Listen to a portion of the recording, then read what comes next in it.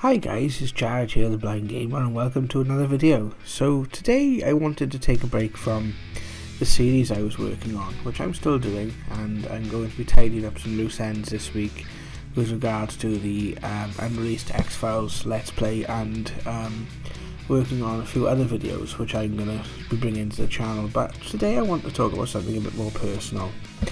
And that was the name of the channel and where it sort of come from, to be perfectly honest with you. Now, the reason I started a gaming channel is I'm currently going through a time in my life where I've discovered a new love for retro gaming, and I've discovered a new love for gaming in general. Now, I've always loved gaming, and gaming has always been a companion throughout my life. And I thought that I wanted to share a story surrounding gaming and my visual impairment. So the first thing I thought, well, what games did I find quite hard or frustrating to play? And historically, what games can I actually tell you guys a kind of cool and interesting story about? Because I personally love, listening to other gaming channels and listening to the stories that the different presenters and different YouTubers have, and I thought I'd present one of my own. So this is the football games I was just too blind to play.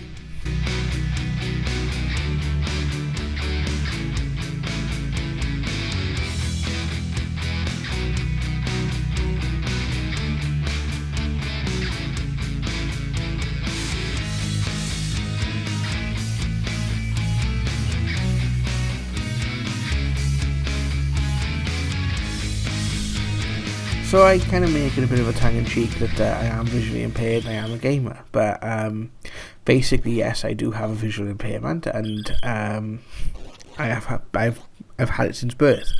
I've had very limited vision. My right eye is the most predominant of my vision. My left eye is basically just too lazy to look, basically.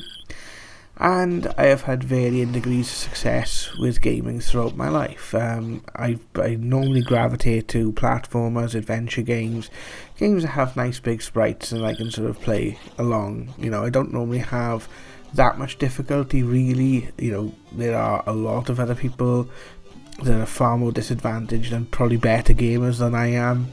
But like for me personally, the only disadvantage is I gotta literally sit about 2 or 3 inches away from the screen, and I can only look at one part of the screen at once.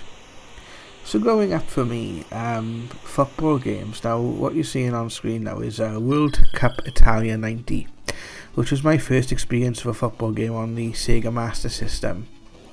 And as I'm going to be telling the story, I'm going to show different clips from different video games, football games I've played throughout my time.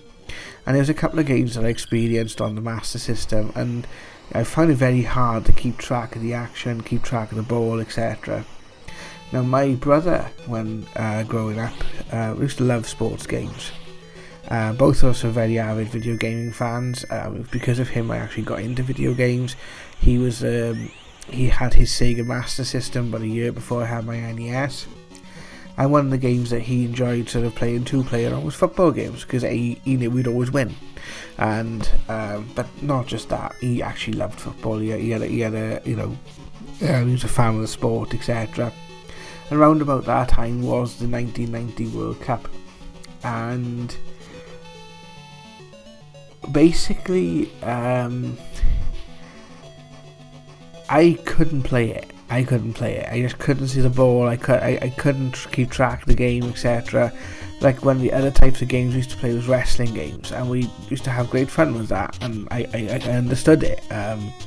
You had a sprite on the screen, and you had one character, he had the other, and you beat the living crap of each other. The person who eats the pinfall wins. But with the football games, I just couldn't get my head around it, and it was just too. It was too much. Now, about 3 years later, I got a Commodore Amiga 1200 for Christmas, and the 2 football games on that that he loved to play were Sensible Soccer and the Manchester United Premier League Champions. I'll show you Manchester United Premier League Champions on screen now, and he loved how in-depth the gameplay was, how it had all the different players' names, etc.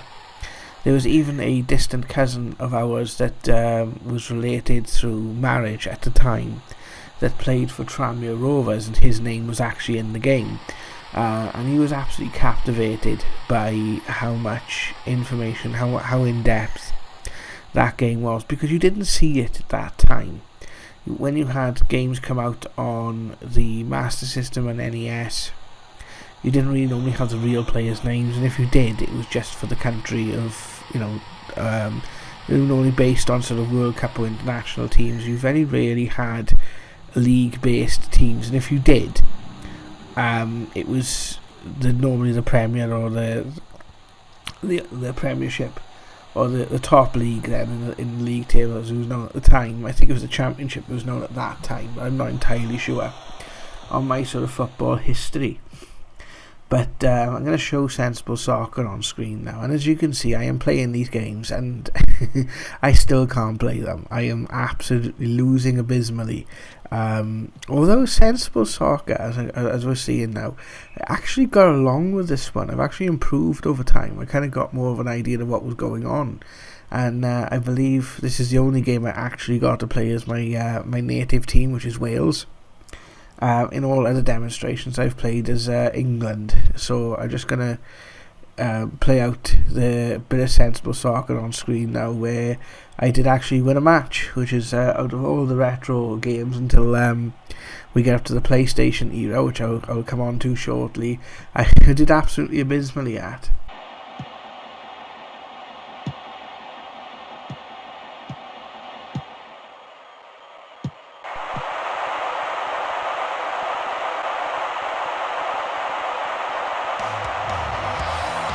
I just want to take this quick opportunity to thank you guys for watching this video, and just say this is a brand new channel. We're still finding out people. If you like the videos that we're putting out, then please consider subscribing to the channel and clicking the little bell to stay notified. If you have any questions, comments, ideas, and things you'd like to see me do, then please feel free to comment on the comment section below, and I will get back to you. This is a very young channel, but we're very, very grateful for all the support and all the love and all the views that we've received so far. Thank you guys so much. More videos incoming. Much love. Eventually, he got a Sega Mega Drive, and the FIFA games started coming out. So I think it was like 1994. We had FIFA International Soccer. Or it was around about 1994 anyway. I'm not sure if that's when the game came out or when we actually had it. And again, we would play against each other, and though I had a bit more idea of what was going on, I still really, really struggled with the speed of the game. I really struggled with how to play the game, to see the ball, etc. And it was, it was one of those games that you play along because, it was spending time with one another. It was a way of like bonding and spending time with one another. You play the games that I'd play the games that he likes, and he'd play the games that I liked, and we'd just chop and change, throughout those processes growing up.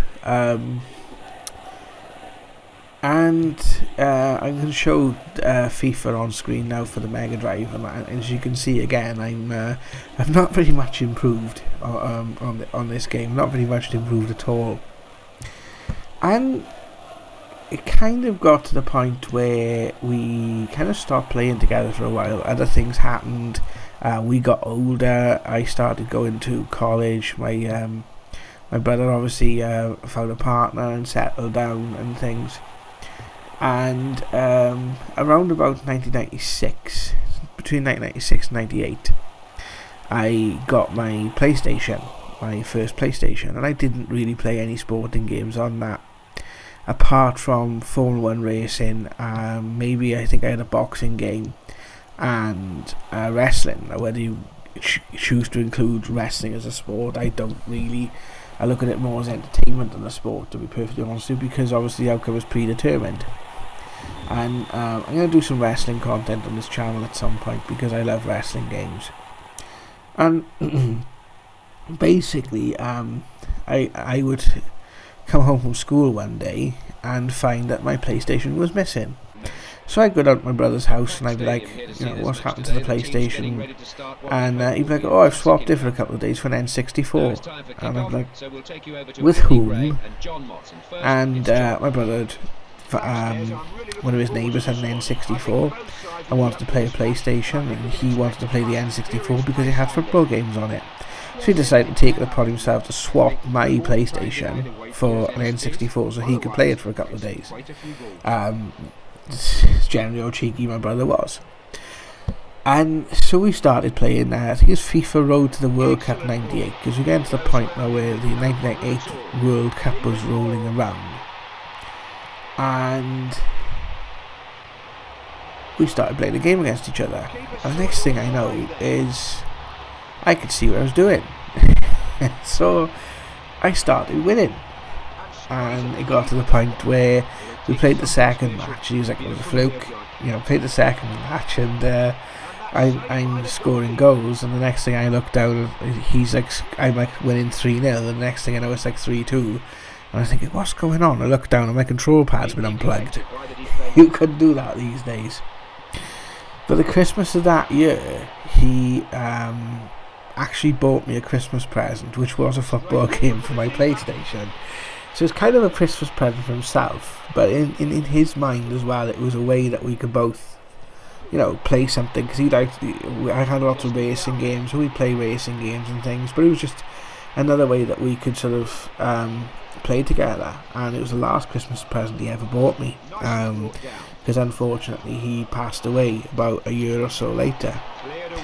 And I got to sort of really, I was annoyed at the time, because I was like, you kind of bought me a Christmas present for yourself, and I couldn't play it. I found it really hard to play. I was very nervous about playing football games, and I used to struggle with it.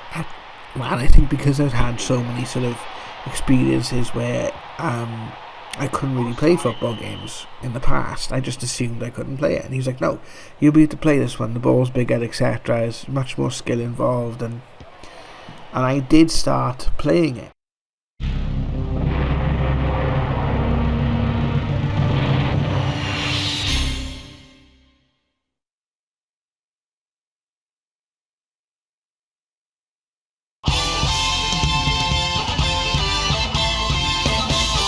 International Superstar Soccer Throw.